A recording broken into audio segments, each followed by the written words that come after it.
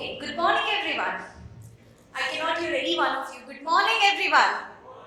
We'll do it once more. Good morning everyone.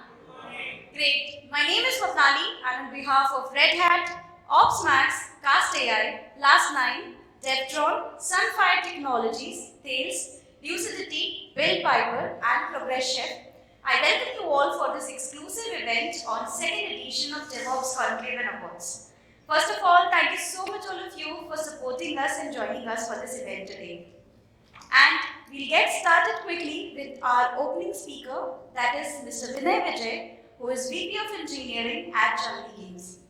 Giving a brief introduction, Mr. Vijay carries over 19 plus years of experience in developing web applications and products in software as a service domain. He is currently as VP of Engineering at 𝗘𝗱𝗶𝗁𝗃𝐽, and prior to joining 𝗘𝗱𝗶𝗁𝗃𝐽, he was working with Tata Click as Director Engineering and has also worked with organizations like 𝗧𝗵𝗲, Altair, Oracle, 𝐏𝐸𝐠𝐢𝐭𝐚𝐥, etc. With this, please welcome him with a huge round of applause. Hello everyone. Hope I'm audible. Hey, thanks for planning. How's Mumbai doing, by the way? Hope everyone's doing great. Having a nice monsoon season, right? My name is Vinay Vijay. That's a single name. If you are looking for my twin brother, I don't have one. Right? Let me appreciate all of you to start with, as you folks have taken time out of your busy schedule to make it to this venue, right, and to this seminar in the middle of the week. I will do my best to do justice to your sincerity. Let's warm up with a small story. Right? I have a small personal story to share. I have an 11-year-old daughter. She is learning HTML, CSS, and JavaScript for the last 10 months.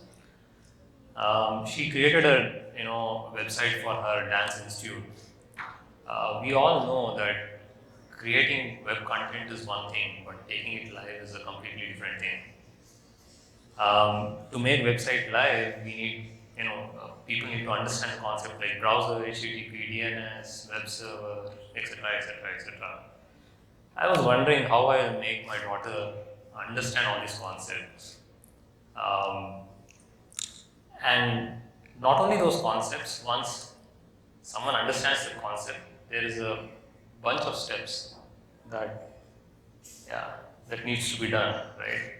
Like to start with, buy a domain name, choose a web host provider, configure a TLS certificate, of course create content, version it, build it, then upload it to the hosting provider, and finally configure the CI/CD, right? So that you can do seamless updates. This was definitely overwhelming for me because she's just 11-year-old, so how would I explain all of this to her? It's a whole world there. And that's where enters GitLab Pages. What GitLab Pages did for me was to simplify this and abstract out all those complexities out. Right? This 8-step process became a 2-step process. Right? Of course, I just had to buy the domain name. She already had created the content, and the rest of it was taken by GitLab Pages.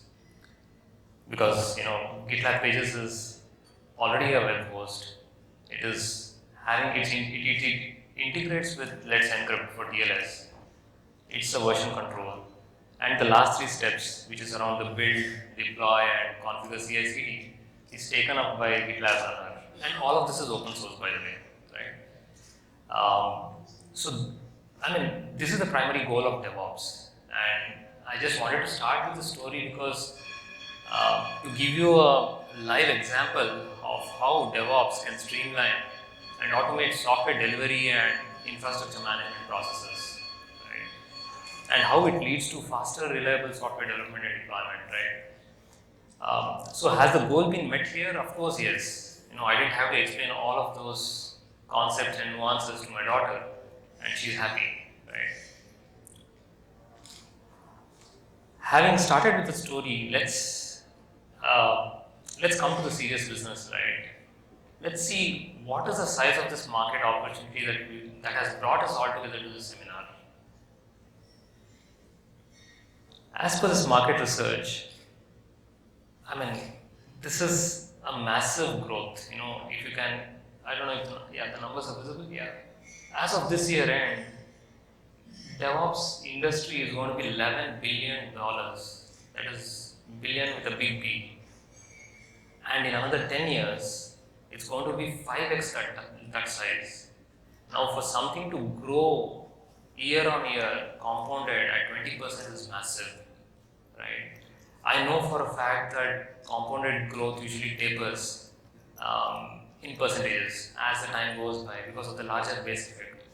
But here, this market is going to grow at a phenomenal rate, right? With 20% compounded year on year. Hopefully, this gets you excited that you are at the right place at the right time to ride this wave. Let's see now, this business opportunity is there, but then how come such a massive opportunity is in front of all of us? Let's see what are the drivers of this growth. Right? Number one, digital transformation. I mean, this looks quite sort of, it sounds legacy, right? I mean, 20 years, 30 years, all of us have computers, be it government, private, I mean, it's a given. But then it is evolving, right? People have leapfrogged from, my children don't know what a desktop is, right? They just leapfrog to smartphones, not even a laptop. So, to stay competitive, organizations have to undergo these digital transformations on a continuous basis. And today, literacy is not about how someone knows to read and write, right? It's about someone understanding and using technology in his or her daily life. This is where DevOps accelerates this digital transformation, right? So this is one big one, which is a growth factor. Second one, agile development. Adoption of agile methodologies has increased over the past decade. I did agile back in 2007 when it was a novelty. People hadn't heard of agile. We were doing extreme programming, which means we used to get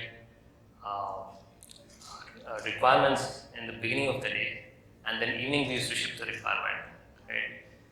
But now it's a pretty norm, right? Everyone does 2 weekly sprints, and people don't even know there was something called as a waterfall model that existed, the rational unified process.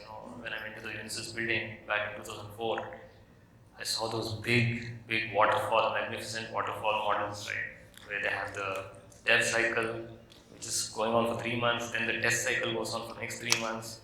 Oh my God, it takes 9 months to get the product out. Gone are those days, it's history. Now this agile development, if it has to happen so quickly, we are already using the concepts of DevOps. DevOps is a culture, it's not just a set of tools. And that's where how DevOps sort of complements this agile development through a software delivery pipeline is another big growth factor. Number 3, CI/CD and DevSecOps. I met a couple of folks here. There is a booth out there. There's a company which is just specializing in DevSecOps. Morning when I was having breakfast, was just talking to those folks. CI/CD pipelines, we all know, it's 101, right? Automate the building, testing, and deployment of software. Enables faster and more reliable releases. And it also helps us to do the shift left strategy, adhere to the shift left strategy. Essentially, we all know that having a bug, fixing a bug early on in the development cycle is very cheap compared to fixing it in production. Now that's where the CI/CD, which is part of DevOps, comes in very handy, right? In fact, we can go to an extent where we can ensure a developer can't even raise a PR if the quality gets failed in sonar. That is the level of shift left that you can do. We can do it to such an extent that we can integrate it to an ID saying he saves it, it sort of pops it up saying, your quality gates are failing here and here, right? Completely shift left. Along with the CI/CD, the DevSecOps, which is basically integrating security into the DevOps pipeline, I was speaking to the Redhat folks in the morning, and they said, "Do you think DevOps survives for the next decade?" It's already now DevSecOps, right? So it's the old wine in the new bottle with various flavors. I think wine always gets more tasty as it ages. So that's how I feel this DevOps is going to be, right? So to the DevOps bandwagon, we also have security getting added, right? And that's where it's called DevSecOps. So you have the SaaS scans, you have the dash scans, all of that being configured into the pipeline so that, I don't know if you can configure a pen test into the pipeline, but yeah, I think there is a product called tinfoil which does that. Sort of you can do pen tests which can sort of integrate into your pipeline. So again, shift left, right? So this idea is to address all the security concerns early on in development process so that the application becomes more secure. So this is one big growth factor for DevOps. Number 4, containerization and microservices. We all know that DevOps has simplified application packaging and deployment of containers, right? I started my career in Java, and many of us know that USP of Java is to have the VM, right? You code once, it runs anywhere because there was a VM. But with containers, that's history, right? The USP of Java is no longer valid, and hence Java is becoming functional by the way now, right? They are trying to go the JavaScript way through Lambda programming and functional programming. But that aside, the point is very simple. You can package the entire environment into a container and pretty much run it on a Raspberry Pi, right, using Alpine Linux. So, we have come a long way, right? Technologies like Docker and Kubernetes have gained immense popularity. Kubernetes is the most popular open source repository out there in the open source community, right? If containerization is one, you can consider it as the right hand, then microservices is on the left hand because they go both hand in hand. Because as the name suggests, microservices ensures that you break your application into small and independent services so that you can actually deploy them in small packets or containers. And if you notice, with microservices, the complexity has actually shifted from application architecture to infrastructure architecture. Now, the application architecture is very simple. The guy has to code maybe 100, 200 lines and deploy it as a microservice. But then all the complexity is on the infrastructure, which is where DevOps comes in which plays a very critical role, right? Be it paradigms like API gateway, service mesh, circuit breakers, there are so many patterns, right? All of that is now on the infrastructure, which means DevOps has to handle all of that so that the developer can just focus on the business logic. So again, a big one, right? Fifth one, infrastructure as code.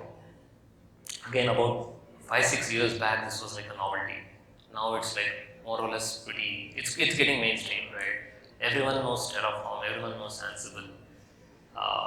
This is like 101 for any DevOps guys to come in. Organizations always seek to automate repetitive tasks, right? To reduce manual errors and increase efficiency. Managing this infrastructure, right, through code will improve the consistency.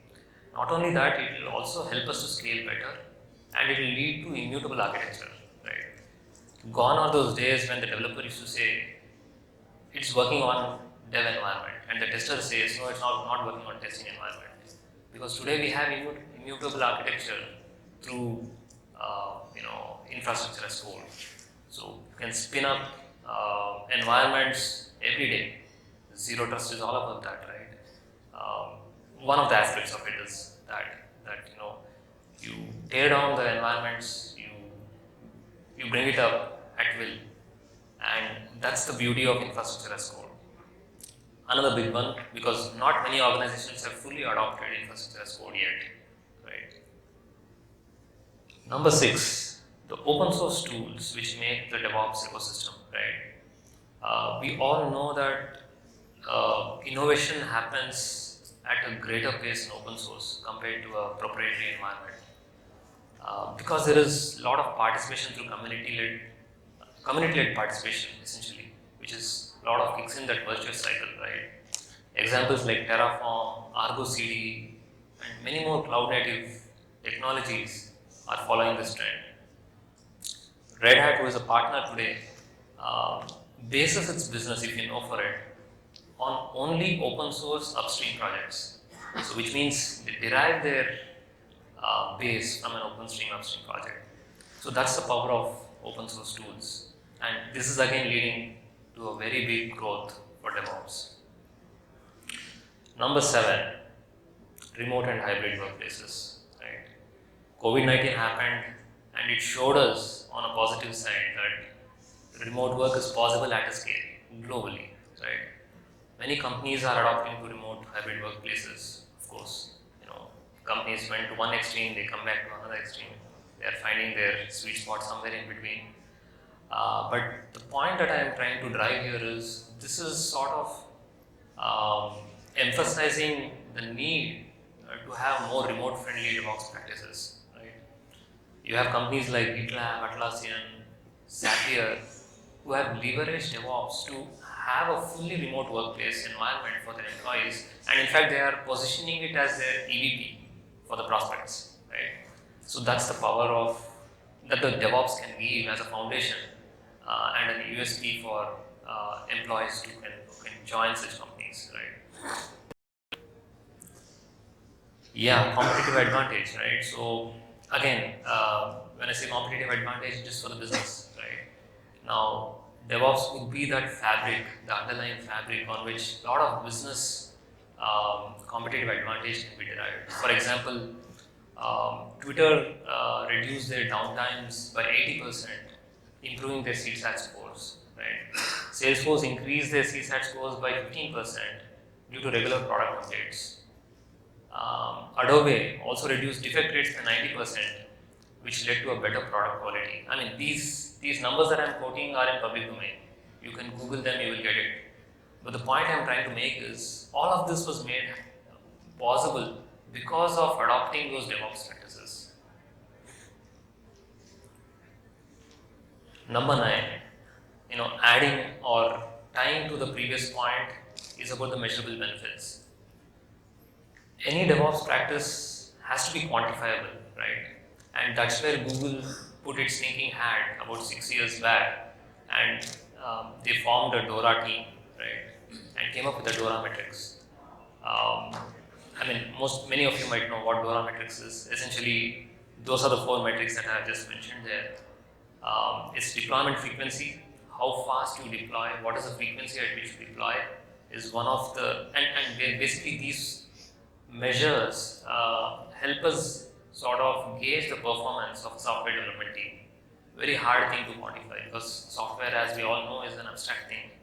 But then, we can actually come up with these numbers where we say how quickly you deploy things, how often you deploy things, lead time for change, how quickly you deploy, starting from get go to going live, how much time will you take, right? CFRs, change failure rates, any change that goes out in production, how often does it fail? And then finally TTR, right, time to restore. Again, I'll quote one example here, right? Amazon sort of reduced their deployment frequency from several times a week to several times a minute. So they do releases every minute, from several times a week. Etsy reduced their lead time to change from weeks to minutes. Similarly, Microsoft reduced their TTR from hours to minutes, right? The list is endless. You can again Google, you will get umpteen number of places where companies have derived benefits by these DORA metrics. And how is this going to be made possible? By adhering to those DevOps principles, right? Everything is rooted in that DevOps practices that lay the foundation for all these faster turnarounds.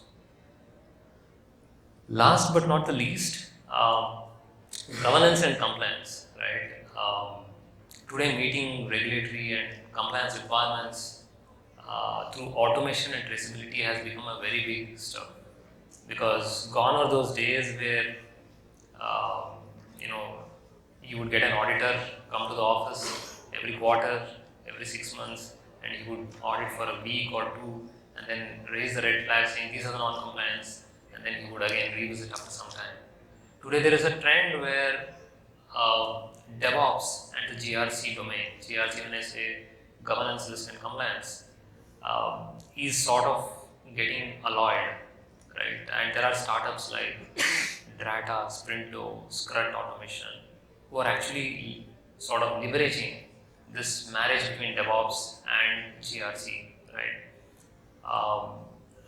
And these platforms are able to sort of give you visibility into the non-compliance in real time, right? Especially on your IT systems.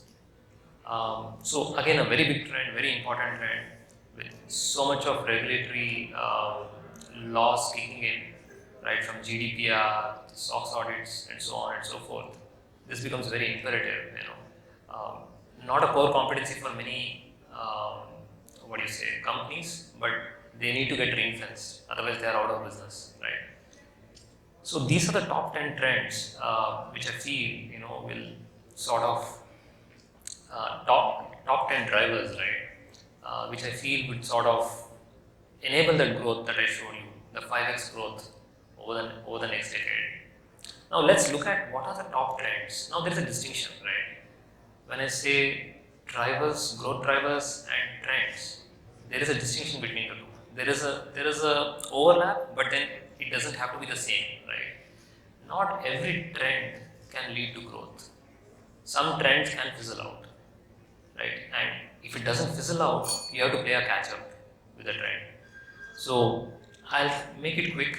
Now, basically, the top trends are containerization, adoption of GitOps, serverless, infrastructure as code.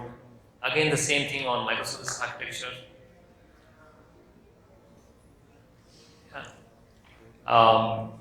Using AI/ML for DevOps practices, DevSecOps, automation, adoption of low-code apps, right, or no-code apps, and of course the cloud-native infrastructure.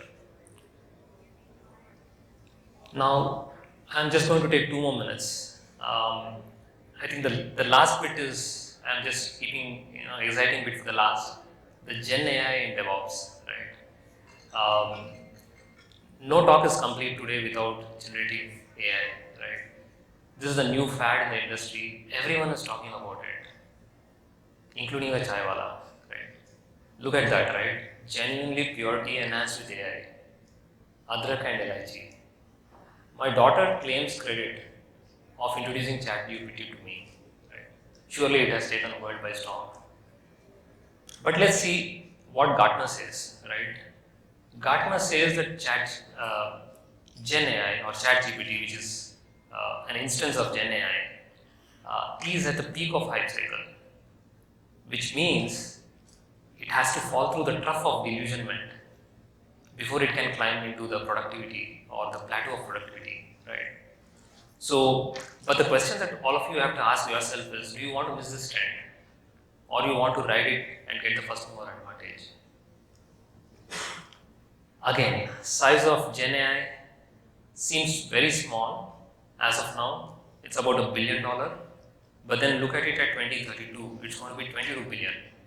If you see the growth of this versus growth of DevOps, you can see how this is cannibalizing DevOps. So essentially, DevOps is going to be about 55 billion, while this is going to be 22 billion. But today it is just at 1 billion, which means this is having a CAGR of over 38%, right? So many of the DevOps practices that which you are doing today will get cannibalized because of Gen AI. But then the question is, are you in it? Are you ready to evolve along with it, right? Again, many use cases. I'll just take 3 domains. Gen AI in ITSM. ITSM, when I say, it's an underbelly of DevOps in my opinion, right? Because I don't know how many of you agree that you like Do you like managing ITSM as part of DevOps? Definitely I don't like, but for all of those who don't like the IT support management, there's good news, right? 80% of that can get automated using AI workflows, right? Similarly, ticket summarization is another area.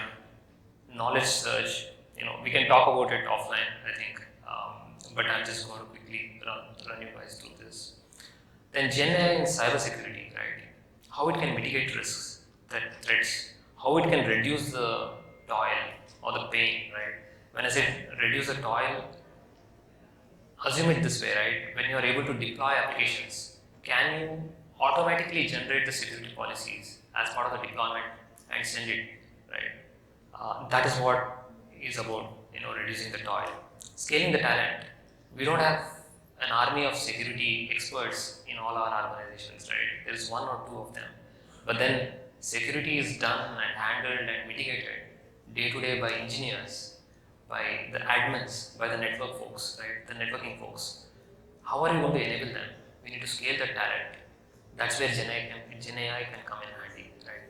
To bridge the talent gap through intelligent conversations that you can already have today through ChatGPT, right?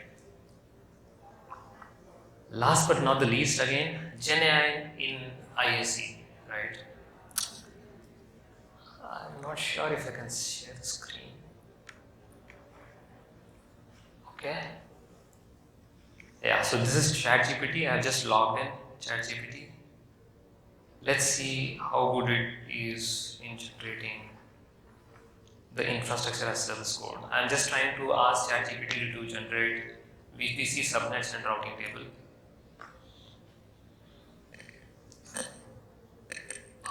Okay. Okay. It's generating. I asked ChatGPT to generate it.